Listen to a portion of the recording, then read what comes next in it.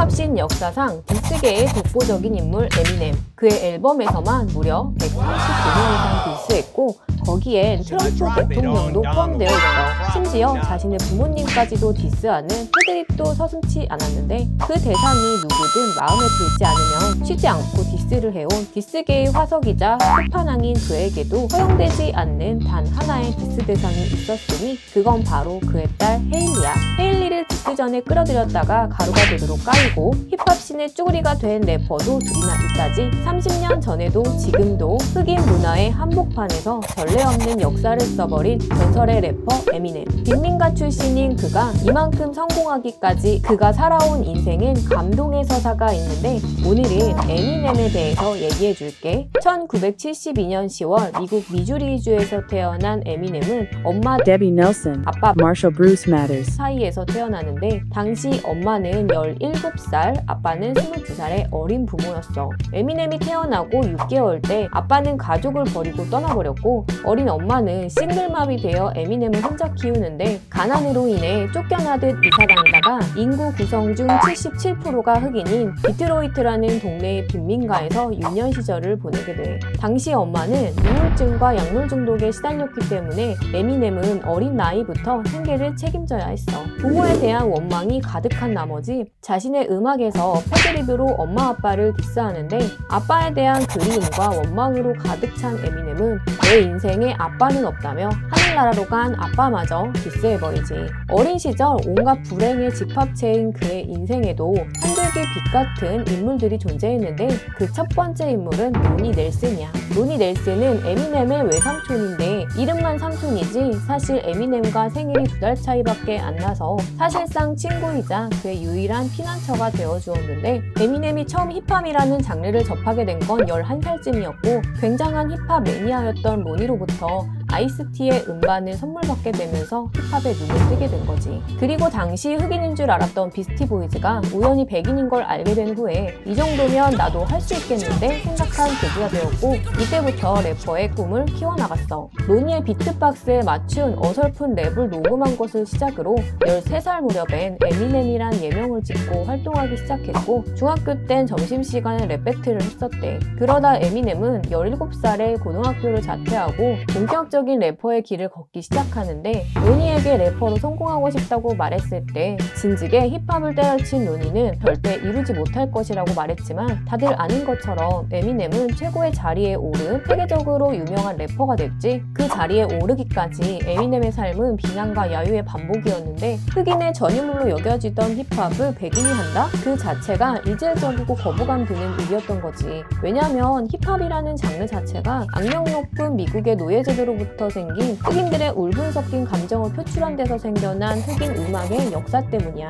에미넴의 고향 디트로이트는 힙합씬에선 디스로 유명한 동네였는데 에미넴이 디스계의 화석이라고 불리는 이유도 여기에 있어. 언더그라운드 래퍼 시절 에피소드 하나가 있는데 달고 닦은 랩 실력을 흑인들 앞에서 뽐내던 중에 절대로 뱉어서는 안 되는 금기어를 말했다가 엄청난 야유와 함께 무대에 설 기회를 잃고 쫓겨나는 흑역사를 탄생시킨 일화가 있어. 그 이후 랩을 하기 위해 무대에 오르기만 해도 6개월과 내려가라는 말을 들으면서도 포기하지 않고 자신의 꿈을 쫓던 중 1992년 그의 인생에 충격적인 사건이 벌어지고 마는데 힙합을 알려준 삼촌 로니가 여자친구와 헤어지고 차 안에서 권총자살로 생을 마감하는 끔찍한 사건이 일어나면서 그 충격으로 에미넴은 어둠 속에서 방황하던 중에 그를 구원해준 한 여자아이가 등장해 철옹성 같은 에미넴을 딸 바보로 무장 해제시킨 그의 딸 헤일리야. 헤일리는 2024년 5월에 결혼했는데 이때 에미넴이 결혼식 내내 선글라스를 끼고 있었거든? 이걸 보고 일부 팬들은 딸 시집 간다고 울다가 눈이 부어서 그런 거 아니냐는 농담을 했는데 진짜였어. 살벌한 랩을 뿜어내던 그 에미넴이 계속 울어. 그 장면 보는데 나도 마음이 찡 하더라고. 그리고 10월엔 헤일리의 임신 소식이 발표되면서 할아버지가 된다는데 할아버지 에미넴? 상상은 잘 안 되지만 이미 손주 바보 예약한 것 같지? 그리고 에미넴에겐 두 명의 딸이 더 있는데 첫째인 알레이나는 전 와이프 킴의 쌍둥이 언니 딸이었어. 알레이나의 엄마가 약물 중독으로 양육견이 박탈되고 보다 못한 에미넴이 입양했고 막내인 스티비는 킴과 다른 남자 사이에서 낳아온 아이인데 시설에 맡겨질 뻔한 이 아이 또한 에미넴이 입양해 세 딸의 아빠가 되어 든든한 울타리가 되어주었어. 에미넴이 진짜 대단한 게 전 와이프 킴과는 오래된 애증의 관계로도 유명한데 결혼과 이혼을 반복하는 과정에서 킴이 다른 남자랑 바람피는 모습을 보고도 유명해지고 나서 다시 재결합했거든? 그런데 몇 달 안 돼서 킴이 냉장고에 포스트잇 하나 달랑 붙여놓고 집을 나가버렸다는데 자기랑 관련 없는 아이까지 입양이라니 에미넴 인정 천사였어.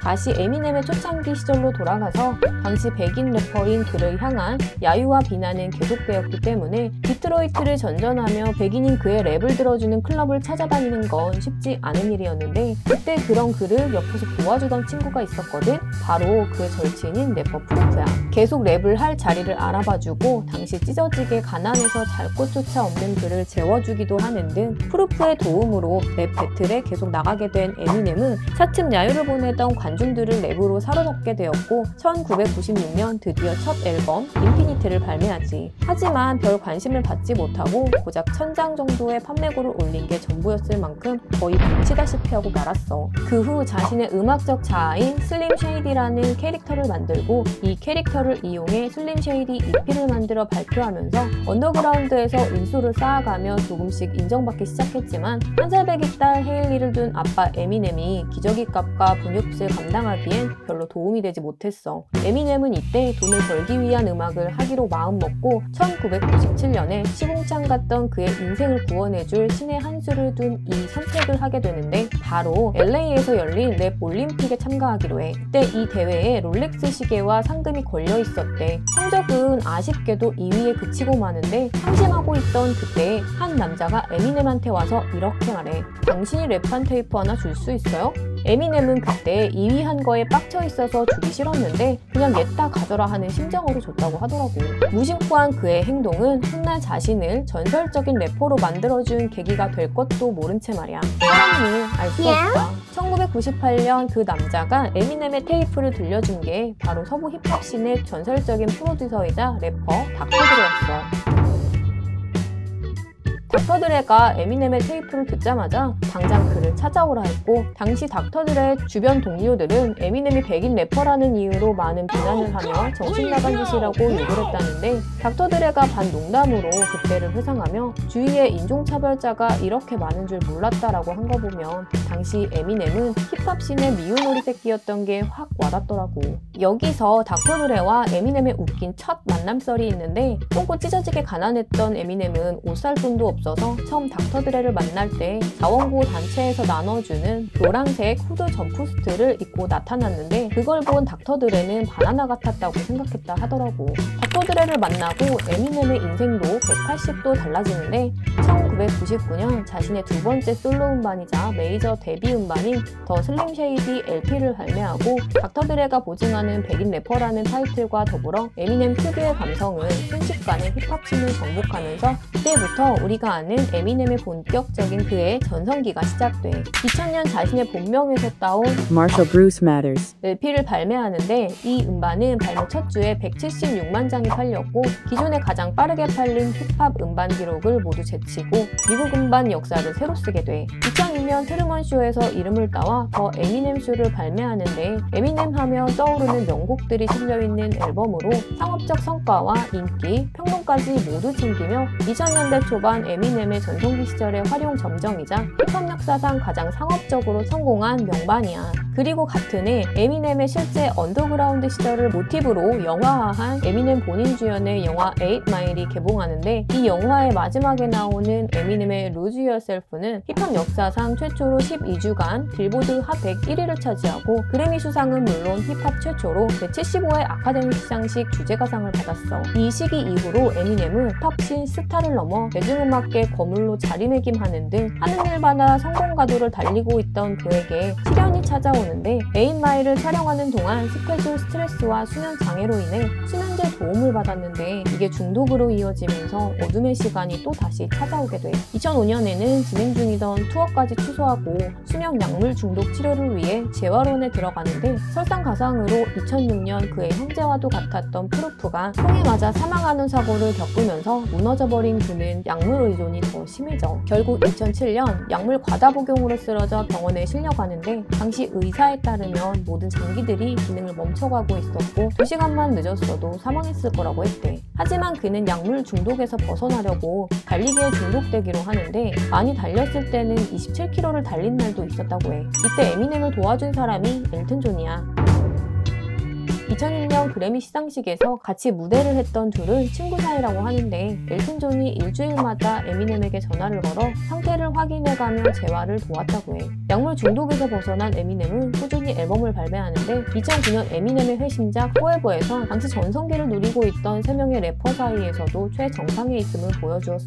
같은 해 MTV 시상식에 참석한 에미넴이 천사 남자와 믿고 헷갈리는 대참사가 일어나며 당시 댕정색하던 에미넴 짤 너무 웃겼는데 사실은 계획된 퍼포먼스였다지. 2010년에 완벽한 재기를 상징하는 앨범인 리커버리를 발매하는데 이 앨범엔 그 유명한 Not Afraid가 수록되어 있어. 2012년 8월엔 우리나라에 내한 공연을 오는데 이때 한국 팬들의 떼창에 감동해버린 나머지 평소 과묵한 이미지를 고수해온 에미넴이 두 손을 머리 위로 올려 하트를 그려줬다지. 그 후로 에미넴은 창법이나 스타일은 바뀌었지만 꾸준히 앨범을 냈고 2024년 7월 더 데스 오브 심플 쉐이디를 발매했는데 폼이 여전하단 걸 보여줬고 여전히 현역 정상의 자리를 지키고 있어. 에미넴은 돈 자랑을 하지 않는 래퍼로도 유명한데 그걸 잘 보여주는 일화가 1000만원쯤 하는 롤렉스 시계를 사고도 기스날까봐 모셔두고 한동안 지샥 시계를 사고 다녔다더라고. 에미넴이 자신한테는 돈을 잘 못 쓰는데 사실은 유년 시절을 보냈고 그리고 여전히 그곳에서 살고 있는 디트로이트 지역 사회를 위해 기부와 봉사를 아끼지 않는 행보를 보여주고 있어. 에미넴은 자신의 이름을 딴 재단을 통해 저소득층 청소년과 위기에 처한 가정을 지원하고 2020년 코로나 때 디트로이트 지역 병원 의료진들에게 마마스 스파게티 음식을 무료로 제공하기도 했어. 그리고 자신의 브랜드 마마스 스파게티를 디트로이트에 직접 오픈해서 지역 경제 활성화에도 기여했다는데 어린 시절 겪었던 어려움을 잊지 않고 자신과 같은 상황에 있는 사람들을 돕고자 하는 에미넴의 인간적인 면모를 잘 보여주는 것 같아. 오늘은 어디에서 왔든 무슨 일을 겪었든 꿈을 포기하지 않고 끊임없는 도전을 통해 세상에 자신의 이름을 새기며 인간 승리의 서사를 써내려가고 있는 에미넴의 인생에 대해 얘기해봤어. 에미넴 노래 중에 어떤 곡이 가장 최애곡인지 댓글로 남겨줘. 새롭게 업데이트되는 해외 유명인 근황과 이슈가 궁금하다면 구독, 좋아요, 알림 설정하는 거 잊지 말고 그럼 행복하게 지내고 다음에 또 만나.